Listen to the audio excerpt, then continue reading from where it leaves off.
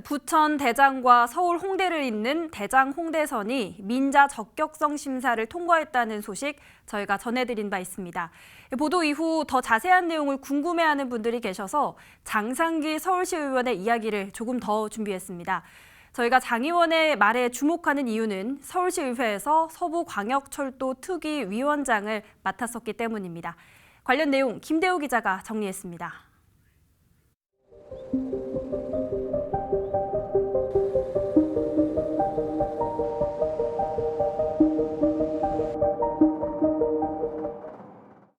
민자 적격성 조사가 이제 끝나서 해도 좋다고 얘기했기 때문에 거기에 전체적으로 예산 자체가 한 2조 1천억 정도 들어갑니다. 그래서 그 부분에서 정부하고 서울시하고 민간하고 같이 공동으로 개발하는 방식이기 때문에 약 한 1조 정도는 민자에서 투자를 해야 될 부분입니다. 그래서 민자에서 하는데 이번 방식은 뭐냐면 BTL 방식하고 BTO 방식. BTL 방식이라는 것은 뭐냐면은 건설을 해서 정부에다가 10년이면 10년, 20년, 30년을 임대료를 받게 돼 있거든요. 사용료를 받게 되는 그런 부분이고, BTO 방식은 뭐냐면은 자, 건설을 해서 이걸 갖다 정부에다 주고 우리는 몇 년간 사용권을 받는 부분이거든요. 그래서 BTL 방식에서는 국가 채무로 잡힙니다. 그래서 약 한 5천억 정도가 국가 채무로 되기 때문에 올해 국회에서 논의 중인 예산에서 국가 채무로 잡아줘야 되는 부분이 있거든요. 국가 승인을 해줘야 될 부분이 있거든요. 그래서 이번에 국회 승인이 나게 되면은 국토부가 내년에 초에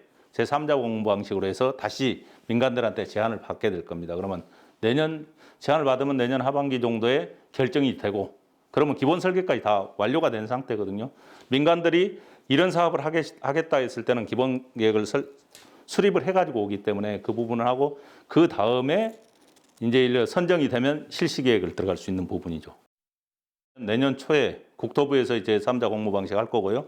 하게 되면 보통 보면 한 6개월 이상 걸릴 겁니다. 그 부분이. 그러고 나면 내년 하반기에 민간 업자를 선정을 해가지고 추진이 되게 되면 실시 설계가 보통 보면 1년에서 1년 6개월 걸립니다. 그러면은 2023년도 말이나 4년도 초에 착공이 들어갈 수 있는 부분이죠. 그리고 착공 후에 보통 보면 4년에서 5년 걸리기 때문에 보통 보면 2028년도 정도는 개통이 되지 않겠는가 이런 생각을 하고 있습니다. 홍대에서 부천 원종까지 가는 노선을 정할 때는 우리가 강서구청역으로 분명히 했었죠. 그렇게 이러이런 안으로 검토해달라고 했었고, 민간에서 제안할 때도 역시 마찬가지로 똑같이 그 역을 갔었던 부분입니다. 현대건설을 중심으로 한 컨소시엄에서 자, 역은 이렇게 하겠다는 게 안이 나와 있습니다. 그 안을 토대로 해서 KDI에서 한국개발연구원에서 의뢰를 해가지고 그걸 갖다 적격성을 조사를 했기 때문에 그런 여러 가지 다양한 걸 검토를 했을 거거든요. 그래서 그 검토 사항에 대해서는 큰 변화가 없다고 봅니다. 기본 설계에서 어느 정도 이치가 나올 거고요. 거기에서 실시 설계는 뭐 거기에 맞춰서 또 큰 그림을 그리는 부분이기 때문에 큰 변화는 없을 거라고 생각합니다.